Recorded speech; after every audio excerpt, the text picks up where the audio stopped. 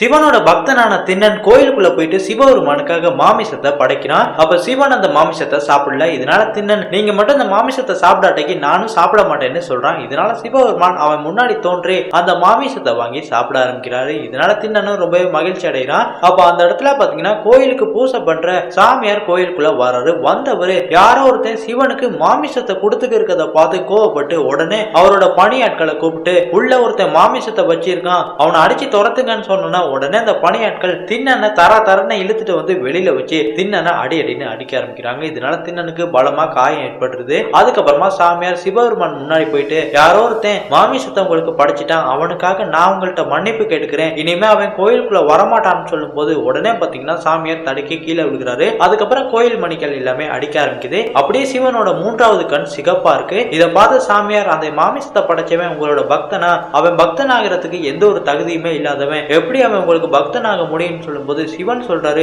அவன் சாதாரண பக்தன் கிடையாது, என்னையும் நினைச்சு உருக்கி இருக்கவன், அவனோட சோதனை இப்பையில இருந்து தொடங்குது, நீங்க கோயில மறைஞ்சிருந்து பாருங்கன்னு சொன்னோன்னு சாமியாரும் அதே மாதிரி மறைஞ்சிருக்காரு. இந்த பக்கமா ஒரு புயல் காத்து வீசுது. அதுல திண்ணன் மயக்கத்துல இருந்து எந்திரிச்சிடறான். அதுக்கப்புறமா அவன் கொண்டு வந்த மாமிசத்தை எடுத்துட்டு கோயிலுக்குள்ள வரான். வந்தவன் நீங்க இன்னும் சாப்பிடல, அதனால அந்த மாமிசத்தை சாப்பிடுங்க, அவங்க என்ன அடிச்சுக்க இருக்கும் போது எதுக்காக என்ன தடுக்கல, பாருங்க என்னோட உடம்புல எவ்வளவு காயம் இருக்கு, இருந்தாலும் பரவாயில்ல நீங்க சாப்பிடுங்கன்னு சொல்லி மாமிசத்தை கொடுக்கும்போது சிவன் சாப்பிடல. அப்படியே சிவனோட ஒரு கண்ணில இருந்து கண்ணீர் வருது. இதை பார்த்த திண்ணன் உங்க கண்ணில இருந்து என்ன கண்ணீர் வருதுன்னு சொல்லிட்டு அந்த கண்ணீரை துடைக்க பாக்குறான். ஆனா கண்ணீர் போற மாதிரி இல்ல. இதனால திண்ணன் உங்களுக்கு ஏதோ நோய் வந்துருச்சு, நான் மூலிகை எடுத்துட்டு வரேன்னு சொல்லிட்டு காட்டுக்குள்ள போயிட்டு மூலிகையில கொண்டு வந்து அதை அரைச்சி சிவனோட கண்ணுல வைக்கிறான். ஆனாலும் கண்ணீர் வருது. இதனால மூலிகையை அவனோட வாயினால கடிச்சு சிவனோட கண்ணுல வைக்கும் போது சிவபெருமான கண்ணுல இருந்து ரத்த கண்ணீர் வருது. இதை பார்த்து திண்ணன் பயந்து போயிட்டு நான் ஏதாவது தப்பு பண்ணிட்டேன், எதுக்காக உங்களோட கண்ணுல இருந்து ரத்த கண்ணீர் வருதுன்னு சொல்லி பயந்து போய் திண்ணன் உங்களுக்கு கண்ணு இல்லாட்டி பரவாயில்ல என்னோட கண்ணை கொடுக்குறேன்னு சொல்லிட்டு ஒரு கண்ணை வெட்டி சிவனுக்கு வைக்கிறான். இதை பார்த்த சாமியார் திண்ணனோட பக்தியை பார்த்து ஆடி போறாரு.